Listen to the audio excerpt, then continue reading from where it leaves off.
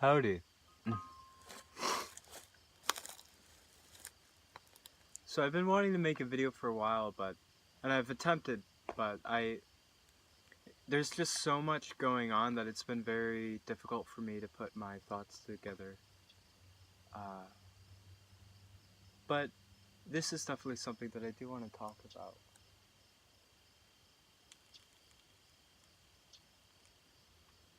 There's a bird in a tree over there, and it's very small and cute. Okay, so this is embarrassing, really embarrassing. You know, it's something that I haven't ever spoken about openly towards anybody. Maybe one person or two, but maybe one or two people, but other than that, you know, I can't recall a time where I have. And it's not anything that I've, like, you know, is, like, super devastating, a big, like, block in my life, no.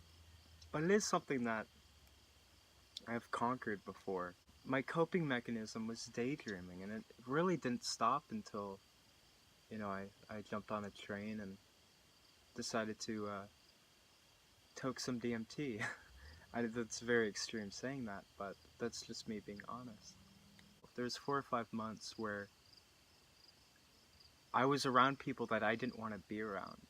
I was with somebody that I wasn't sure if I really should be with them. I was unsure, very stressed and very scared. And my coping mechanism was not doing anything to make it better, but to just kind of shut down and daydream. And it's very surreal to me.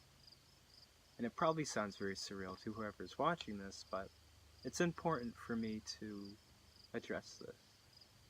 Maybe 2 years prior to those 5 months of constant daydreams, I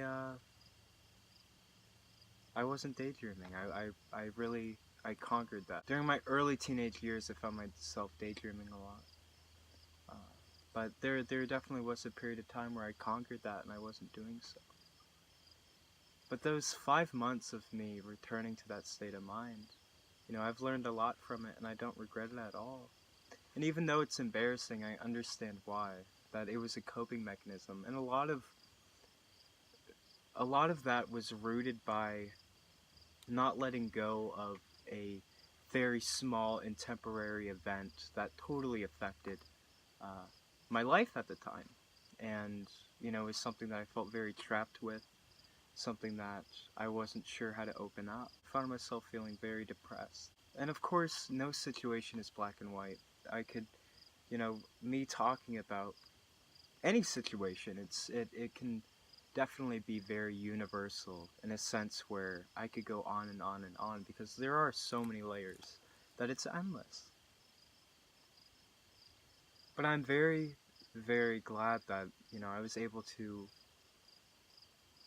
not only re-experience that,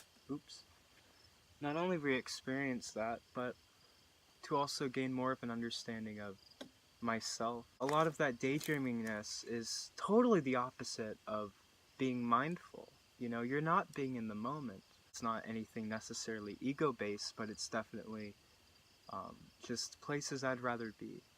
And right now I am totally fine where I am.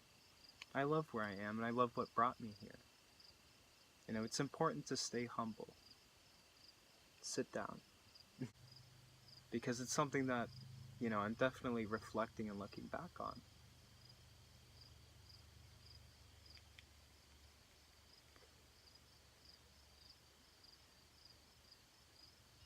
These look so much bigger than they really are. It's because it's closer to the camera. But yeah.